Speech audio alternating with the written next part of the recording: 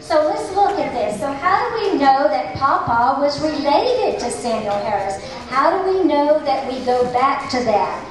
And do you remember that letter I told you about that Uncle Emmett gave me along with the book Uncle Bill gave me? Well, as Art said, I could have probably looked this information up on Ancestry.com and found out about it just like that.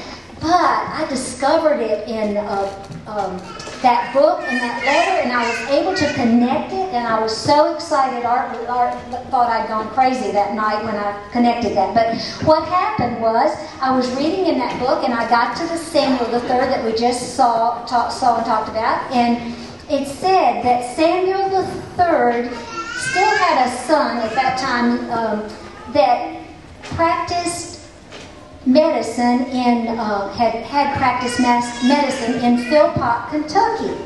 And I thought, that name rings a bell. And I ran and got that letter, and that letter was written from Philpott, Kentucky. Okay, so this was the connection.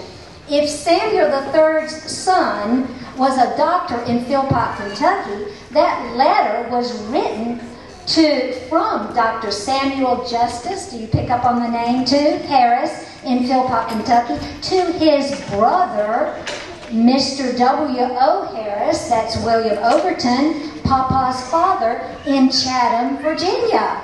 And I went, oh, if Samuel Justice Harris was Samuel Harris III's son, and he was brother to William Overton Harris, then he had to be Samuel Harris III's son. And indeed, when I went on internet sites checking later on, that proved to be true.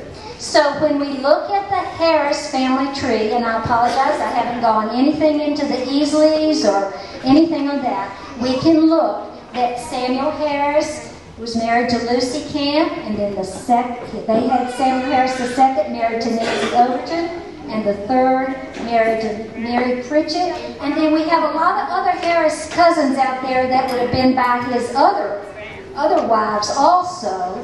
But we come through the first one of Mary Pritchett, and then they had William Overton Harris, and he married Elizabeth Hall, and thus we have William Justice and Hattie Lee. And this will be in that book that you'll get today. Okay, so let's look at William Overton Harris, who would have been my great-granddad, Papa's dad.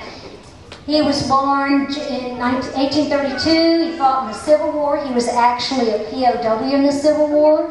Married Elizabeth Hall. She was the daughter of a Methodist minister. They had 9 children, and our Papa was the 7th child.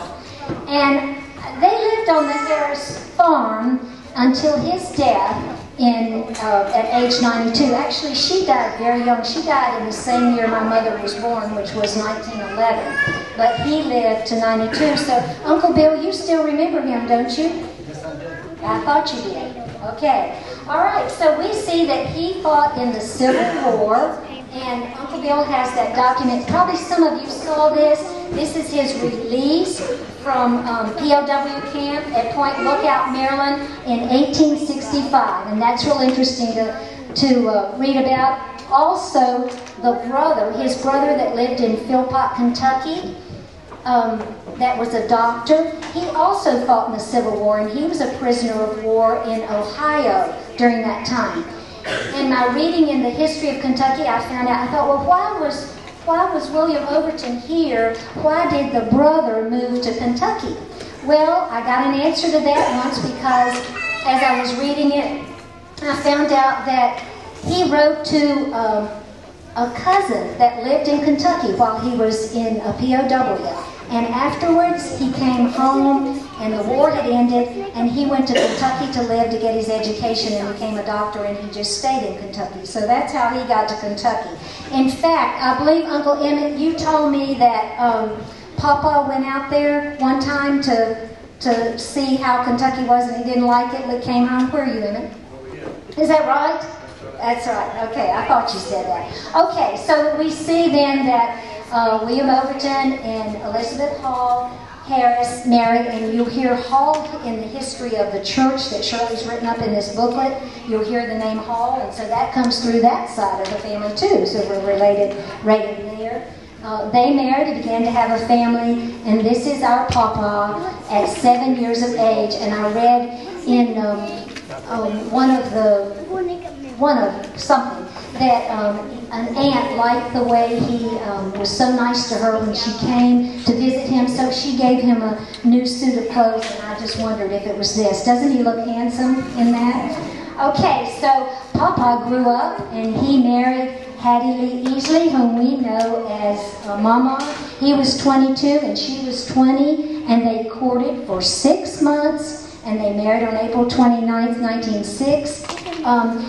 They went to Pelham, North Carolina to marry, and I didn't have a clue where Pelham, North Carolina was, and we came right through it yesterday. I said to Art, there's Pelham, North Carolina. That's where they were married. So I guess people went to North Carolina then to get married.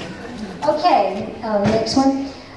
We have many personal memories of this dear man, but he was certainly a dedicated son, husband, and father of 10 children, grandfather of 20, and that's where us first cousins come in, hard worker, tobacco farmer, good neighbor, man of the word, and Sunday school teacher. And we are all so thankful that he's carried that heritage through, that we can be so proud of our Harris heritage. Okay, so then we came along. Now this is really later because this is Janet and Kathy, but it's the only picture I could find of Mama and Papa with individual grandchildren. And many of you came through their arms before that, but the 20 of us came along. And I want to just take a moment today to say that 2 of us have gone on to heaven to be with them, and I'm sure they wouldn't trade places with us today.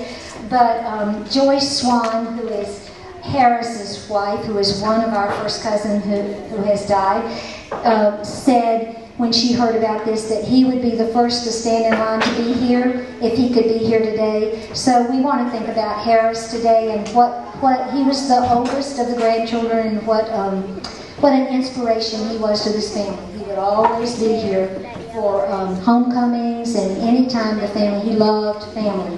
And then Jimmy, who is one of Harry's sons, all of us knew Jimmy and loved Jimmy. He would drive miles and miles to see family, to come and visit and see family. And so we want to remember him today too, and we do remember his winning smile and way among all of us. And then we look at the house that we all have a lot of memories of. We don't really know when William Overton and Elizabeth Harris moved to this house. We don't know whether they built it or moved there, but we figure it was probably before 1890, because he gave lumber for the First Concord Church in 1890 when that was built. He gave lumber, supplied it for that off of this farm. So we figure it was sometime before that. If anybody has some more information on that, I'd sure like to it.